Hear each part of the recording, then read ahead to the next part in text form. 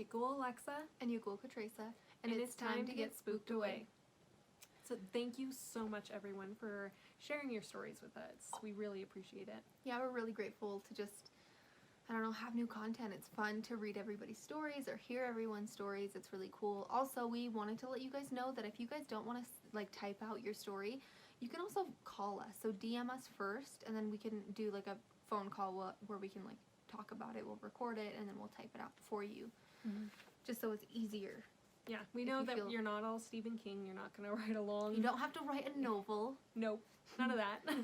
Side note, these spooky stories are giving me like the bad feels. You know what I'm saying? Them bad feels when you're sleeping, when you're laying in bed and you're like, it's time to rest my little eyeballs. You close your freaking eyes and you can't sleep because you feel uncomfortable. Oh, like something's in your closet? Yeah, like something, like I literally leave my closet open at night and it's dark in there, so I can just like see the darkness, and then I have a mirror that faces my closet and just shines the darkness of the closet around my bedroom, and it's terrible. And I've been having nightmares as well, almost every night this week. Oh, the spooks, man. The spooks. We're just trying to normalize the spook, right, guys. We don't want you to be scared. We're scared, but you shouldn't be. So grab your sage sticks. Grab your wine if you have any. Oh, that was loud. Grab your blanket. I don't know. Whatever makes you feel cozy. You got it a could teddy be the morning. bear. Like, or just like drink your coffee. We don't know. Yeah. So we have we have 2 stories coming at you tonight. We're gonna tell a lengthy story. So this is kind of a long one. If you feel like you don't want to sit through a long video, you can click out. It's fine. We'll give you mini stories. We'll give you long stories, things that you do or do not want to listen to. Tonight's gonna be a long one. Yep. We're telling 2. The first one is long. The second one is short. So strap in. Strap in. This story is coming from relatives, from our father.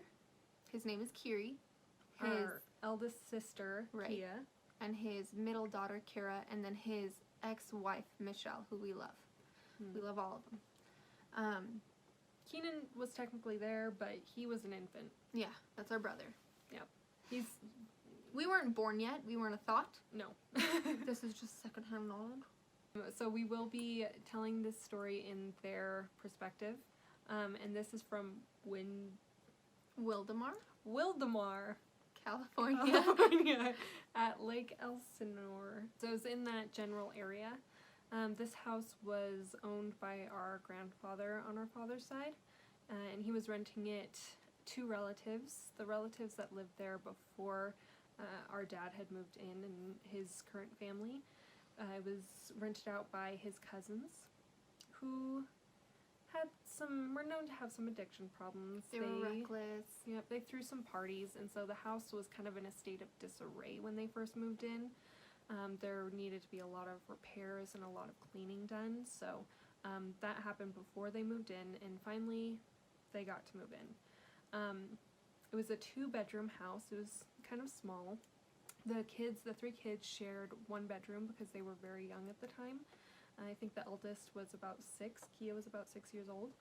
And the rest downscale from there. We're not going to guess ages. We asked. It's a hard guess. But Kira, the middle child at the time, was having a bit of trouble when they first moved in that week, and she was expressing that she's been seeing a few things, and they both thought that it's just new environment child feelings, you know. They're scared because it's a new place, and so they got to take it with a grain of salt. It's not, you know, you give them comfort, but it's nothing. It's a new environment. You got to let them adjust. Yeah.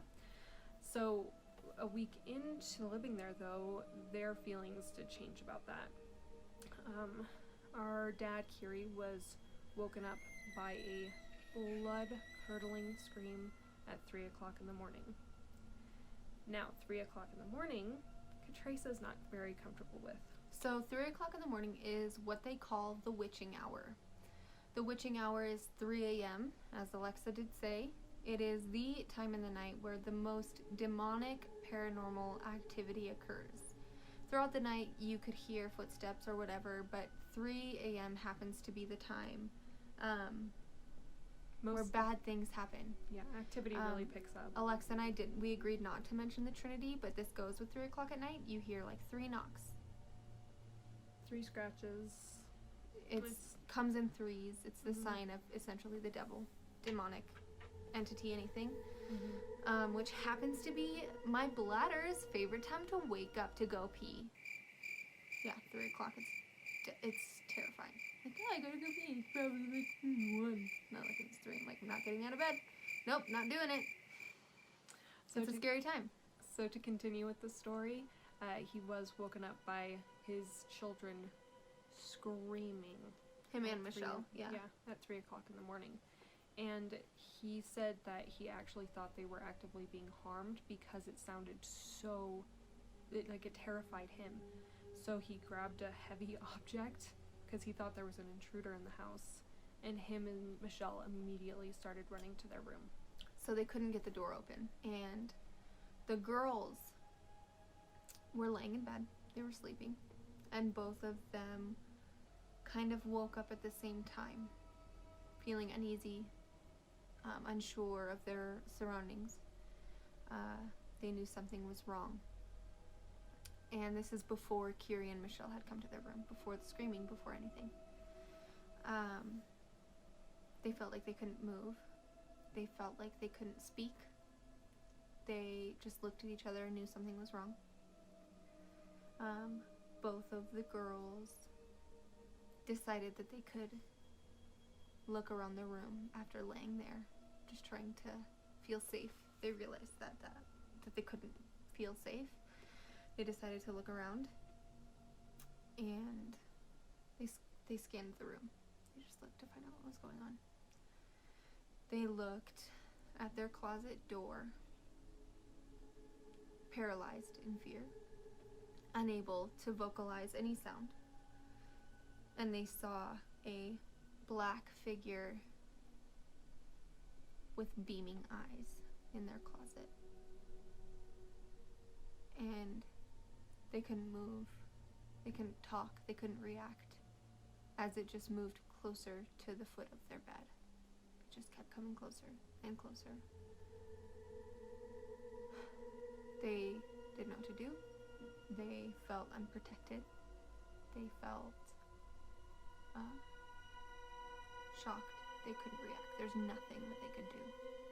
Kira, the youngest, finally let out a scream, and she essentially enabled Kia to scream. Both of them just sat there screaming, watching this entity move closer and closer to them. No sound, no movement could scare this thing. It just kept coming closer. They heard footsteps coming towards their door and heard the sound of their door jiggling and force, as if someone was trying to open it. As this thing just came closer, standing at the foot of their beds, feeling threatened, feeling unsafe, and eventually, finally, Kiri busted the door open with Michelle. They turned the light on, and both of them just sat there in the bed, paralyzed. They still couldn't move. Whatever was there in the dark was no longer there in the light. That changed nothing. They could feel the presence of this entity as if it was sitting on their chest, as if it was sitting on their shoulders. The whole room was heavy. There was a distinct smell that had come from this entity. And both the girls couldn't move. So Kiri and Michelle had to lift the girls off of the bed to get them out. Kiri said that when he entered the room, he smelled gases, like natural gases, like sulfur. And when he had originally told me the story, he said he almost smelled like a rotting body, like the natural gases that come out of a rotting body, like the sulfury, dead smell. And the girls said they smelt it too. And that night, they fled the house. Kiri and Michelle took Kira, Kia, and Keenan, all of their kids, from the home. They left that night because they felt this energy was so abrupt, so dark, and really just took over all of them. They were so overcome with this feeling. The next day, they did have a bishop come to the house and bless the house. But they were honest and said that after that night, they never felt safe there again. I mean, after something like that happens, how do you overcome that in your own home? Really, it does put an imprint on you. Mm-hmm. They said that they didn't feel anything new again, or Nothing specific happened, no Right. activity, but what had happened made such an impression that they didn't feel the same again. Alexa and I have been asking about this story our whole lives, and we've been told it so many times because it's such a heavy story. It carries so much weight that you kind of want to understand what happens, especially when it's people you know. you have close connection to them, so you kind of want to. Understand. And so we've been told this story throughout our lives. And every time it just is more scary and more real. And I didn't want to mention this in the story, but I do want to mention it now, is that the girls claim that they saw a demon with yellow eyes, which it's kind of silly. I heard the yellow-eyed demon from my siblings and my dad growing up. But then Supernatural came out when I was like a teenager in high school, and then I started watching Supernatural, and the yellow-eyed demon came out. And I almost couldn't watch Supernatural because of the experience that they had had and how deep it hit me and how much it like affected me. And mind you, when this occurred, we weren't even born yet. No, we weren't even thought of. So Supernatural was, a yellow-eyed demon was not a common thought in anyone's head. I mean, if you think demon, a lot of people thought red eyes or anything like that. Yeah, but people have their own interpretations, but it was just insane because I've been told my whole life about this demon with yellow eyes. And it was just insane, that connection. it's heart-wrenching, actually. No, really, it was just absolutely spooky. So we have another story for you. We do, and this is coming from a family friend. Her name is Demi. Thank you, Demi, for your story. We Shout out to super Demi! appreciate it. Thank you so much. We're excited to share her experience, and it's very personal, and we want to give you our appreciation for sharing this with us. Definitely respect. Mm-hmm. Side note, kind of like a precursor to the story, we do not encourage anybody to play with Ouija boards. No, we don't. We don't condone it. We don't support it. No, it's not something that we ever Take lightly. Or feel comfortable with ourselves. I feel like the world is dark enough as it is. Why would you play with that? And those who do play with it, we are not shaming you in any way. Right. We just do want to be very clear that we are not comfortable with it and we are not condoning. Right. We're not saying that this is something you should try. Yes. So going into this story, Demi was a teenager at the time, and she was hanging out with her friends, and she had just dating. She had just been dating this boy. Yeah. They were looking to have like fun, an icebreaker, like, trying to get to know each other. Yep, and they were just trying to have fun, and so they decided to take a Ouija board to the cemetery.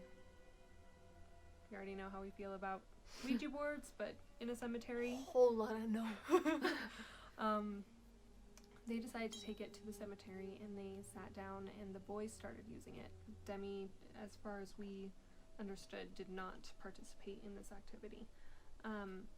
And they were asking questions, and they kept just getting D,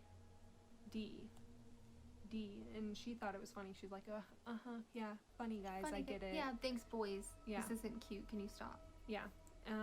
But it kept going to D over and over again, and so they finally asked, D, do you want to talk to Demi?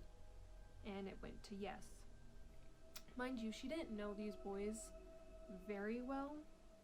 They didn't have a lot of history. They didn't know a lot about our family, so we do just want to put that out there. And of course it said yes, that they do want to talk to Demi. And they asked, do you know Demi? Again, yes. Are you a relative of her? Yes. And going through relative connections, they asked, "Are you a grandparent of Demi?" And at the time, I believe Demi said she had 3 out of her 4 grandparents had passed on at that point. And the Ouija board said yes. Demi didn't think this was funny. She was shook. She was uncomfortable.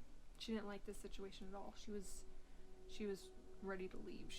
First she of didn't all, when you're not comfortable with someone, that's like already hard enough. Mm-hmm. But when something like this comes up, that's not okay. No. I would not be okay. No.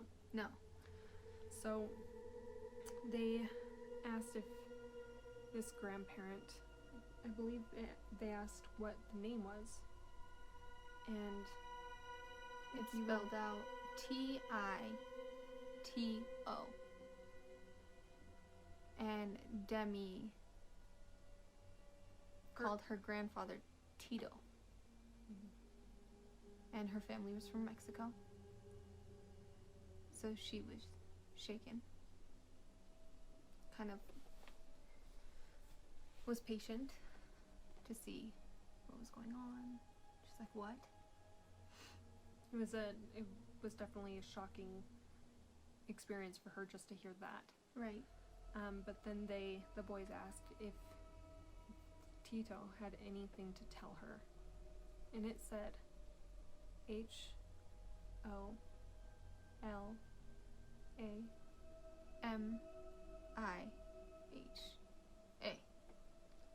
Hola, mija. Which, if anyone knows Spanish here, they know what that means, but... Hello, little girl. Which is what her Tito used to say to her. At that point, Demi had had enough. She was ready to leave and started walking off. This isn't something that she was prepared for in any way. And it also really hit home for her because they were in the cemetery that her Tito was buried in.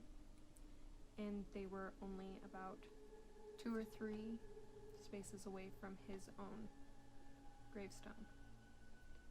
So this was a very intense experience for her and a very real experience. As these boys had no idea about her family, they actually had no idea what it spelled out. They didn't know that it said... They had no recognition of Spanish. They didn't understand what even hola meant. They understand. They thought it was just going around random letters. They had no idea. And she was sitting there. She could not believe.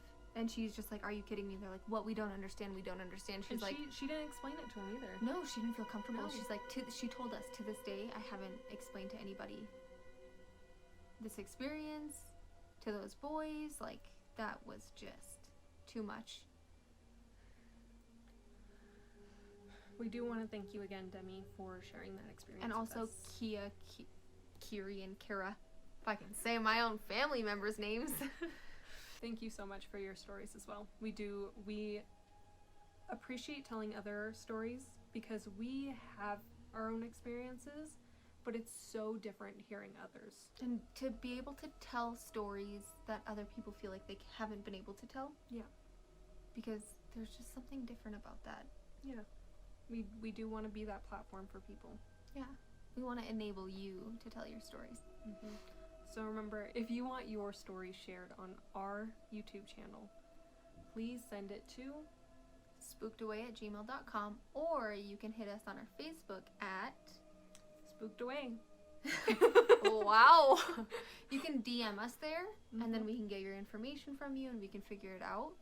If you prefer to do a phone call, that's fine. Yep, we do record the phone call so that we can replay it for the story. Exactly. So you don't have to write it out. Or if you want to write it out for all them extra juicy details, we'll take it. We will so take it. We'll so take it. We love them details. I love reading, so. And we love them details. Yeah, we do. Also, guys, yeah, you're pretty cool. It's pretty great to talk to you guys and see you guys like sharing our shit. And being so supportive. Like, we're actually shook. Did you think that we would have this many people, like... supporting it? No, we wanted to do this out of just the... sheer spook of it all. Yeah, we love it. We love spooky stories, and we thought, Heck. That sounds like fun. Yeah, Why let's not do get in it. front of a camera and But talk also, about 'em? like, we like to go on YouTube and see spooky stories. We're just saying, like, we wanted to do our own version. right. Yeah. We wanted to tell direct spooky stories, and we didn't want to have to be on a podcast to do it. Yep. Yeah. Thanks for watching. We'll see you again next Sunday. That's right. It's coming again this next Sunday. Hope y'all have a shook, spook-ass Valentine's Day. And remember, guys, normalize the spook. You gotta normalize the spook. Normalize it. So we'll see you guys again next Sunday with more spook to be told. And wine. Peace out, Girl Scout.